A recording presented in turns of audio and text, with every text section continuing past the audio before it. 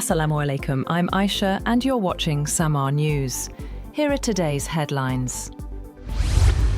US President Donald Trump has expanded a list of countries subject to a full travel ban, prohibiting citizens from an additional 7 countries, including Syria, from entering the United States. The move bans citizens from Burkina Faso, Mali, Niger, South Sudan, Syria, and those holding Palestinian Authority issued travel documents.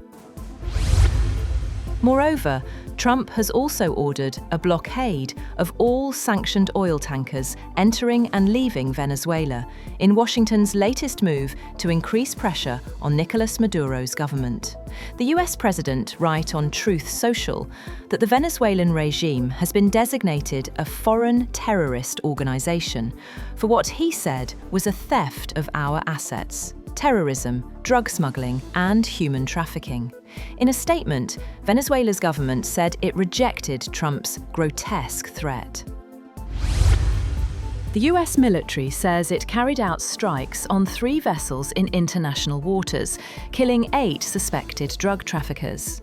US Southern Command said intelligence showed the boats were operating along known narco-trafficking routes in the Eastern Pacific.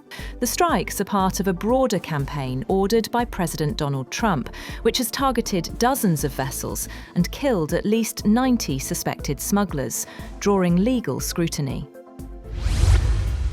The United States has paused implementation of a $40 billion technology agreement with Britain, citing concerns over London's digital regulation and food standards.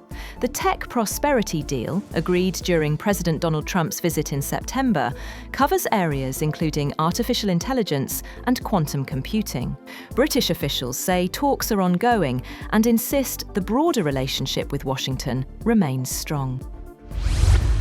Australian police say they have charged a man who allegedly opened fire on a Jewish event on Sydney's Bondi Beach with 59 offences, including a terror charge.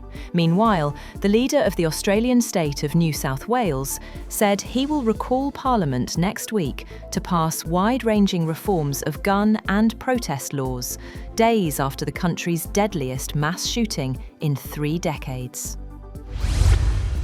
World leaders, including Ukraine's President Volodymyr Zelensky, have launched an international claims commission in The Hague to seek compensation for damage from Russia's invasion of Ukraine. The body will build on an existing register that has already received more than 80,000 claims. The move comes as diplomatic efforts, led by the United States, intensify to bring the war to an end. Just before the Commission's launch, President Zelensky said Russia must be held accountable for what he called the crime of aggression. Speaking to Dutch lawmakers, he said justice must be central to any peace talks and urged Europe to use frozen Russian assets to compensate Ukraine. He said Kiev was struggling to meet its financial needs, so the decision on using those frozen assets was crucial. That's all for now. For more updates, visit www.samaa.tv. Thank you for watching Samaa News.